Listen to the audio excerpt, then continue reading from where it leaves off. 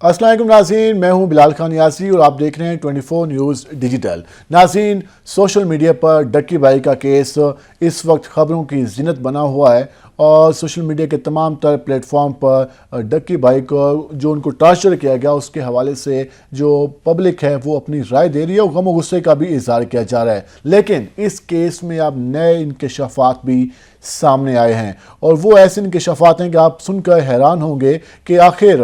ऐसा क्यों किया गया और ये जो सब कुछ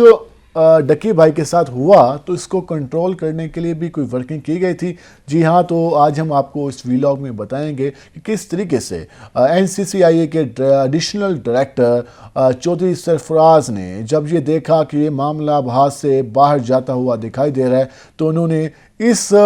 सारे बयानियों को रोकने के लिए भी इकदाम किए थे। तो आज हम आपको इस सारी सूरत हाल के हवाले से बताएंगे और आप ये जान कर हैरान होंगे कि आखिर एक इदारे का जो मेन सीट पर बैठा हुआ शख्स था, एक अफसर था, तो वो किस हद तक अपने इख्तियारात का इस्तेमाल कर रहा था। उसको आखिर किस बात का डर लगा तो उसने बाकी इंतजाम करना शुरू किए। तो आपको हम ये भी बताएं कि चौधरी सरफराज जो कि एडिशनल डायरेक्टर थे एनसीसीआईए के, और जब डक्की भाई को गिरफ्तार किया गया और उसके बाद खबरें बाहर आना शुरू हुई कि उन पर टॉर्चर किया गया है, उनको तशद्दुद का निशाना बनाया गया, तो उस सारे बयानियों को रोकने के लिए चौधरी सरफराज ने एक हिकमत अमली अपनाई।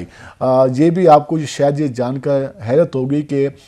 चौधरी सरफराज ने एक व्हाट्सएप ग्रुप बनाया हुआ था जिसमें तमाम तरह जो इन्फ्लुएंसर थे वो उसमें ऐड थे और वो उनसे बार बार कम्युनिकेट कर रहे थे, उनको बता रहे थे कि डक्की भाई का कुछ नहीं हुआ, वो बिल्कुल ठीक हैं। और फिर उन्होंने एक मुलाकात का भी एहतमाम कराया। हालांकि डक्की भाई उस वक्त गिरफ्तार थे, एफआईए की कस्टडी में थे एनसीसीआईए की, लेकिन उसके बावजूद भी डक्की भाई की मुलाकात कराई गई उन इन्फ्लुएंसर के साथ और उसमें ये बात शो कराने की कोशिश की गई कि डक्की यहाँ पर बिल्कुल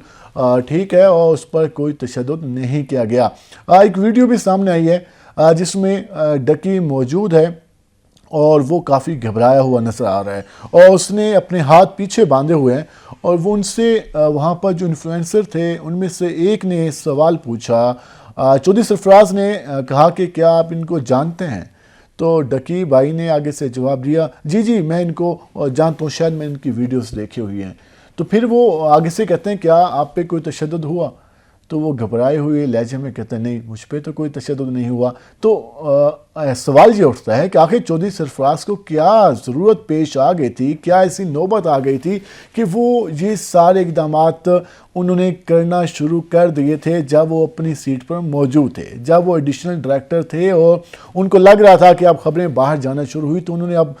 लगता है ऐसे कि उन्होंने अपने पब्लिक नैरेटिव बनाने के लिए या अपनी इमेज बिल्डिंग के लिए उन शख्सियात को बुलाया जिनके मिलियंस फॉलोअर्स थे, जिनके बारे में कहा जाता है कि वो जो पब्लिक का बयानिया है वो बना सकते हैं। तो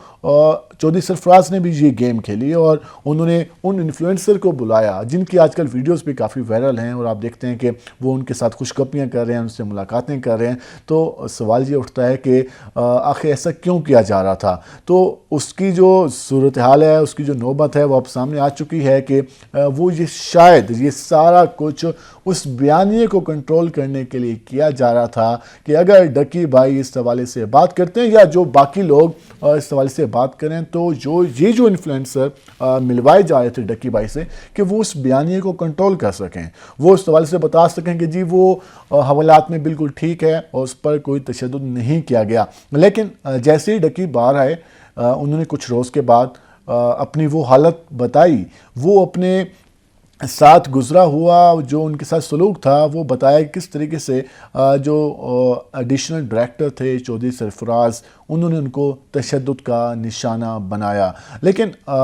इस सारी सूरत हाल में सवालात और भी उठते हैं कि आखिर ये सारा कुछ क्यों किया जा रहा था। क्या एक शख्स जो कस्टडी में मौजूद है और उससे वो ऑफिसर पूछ रहा है कि क्या मैंने आप पे तशद्दुद किया, तो उसने आगे से क्या जवाब देना है?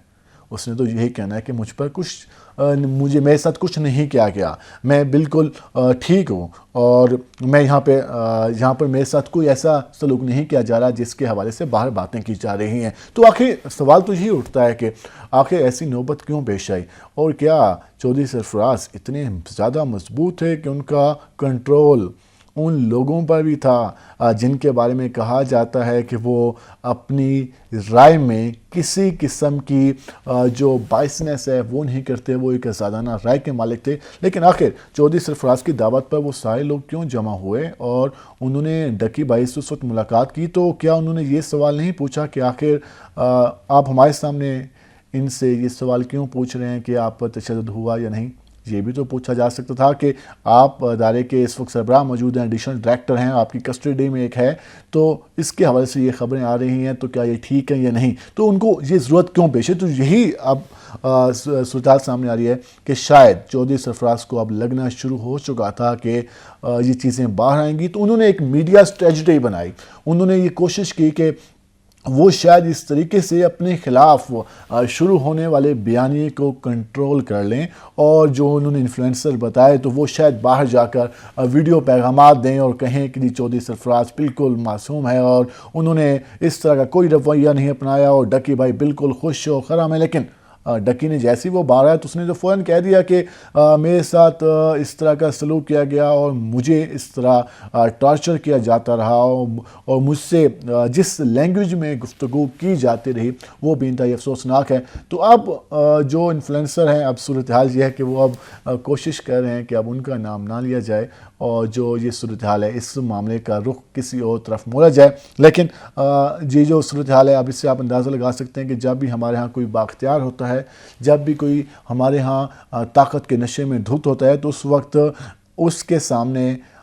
جو بھی ہوں وہ اس کے سامنے پیش ہوتے ہیں، اس کے سامنے بات بھی کرتے ہیں، اس کی دعوتوں میں بھی جاتے ہیں، اس کے ساتھ ملنا بھی پسند کرتے ہیں اور اس کے ساتھ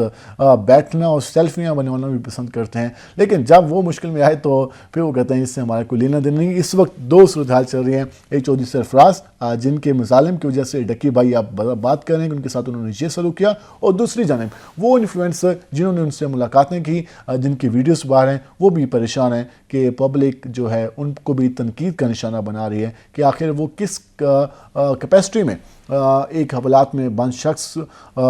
کو ملنے کے لیے گئے، اور اس کے ساتھ ساتھ ملنے کے لیے ملاقات ہوتی ہے، وہ ایک قانون اجازت دیتا بھی ہے، لیکن ان کے سامنے آخر صفائیاں کیوں پیش کی جا رہی تھی اور وہ کس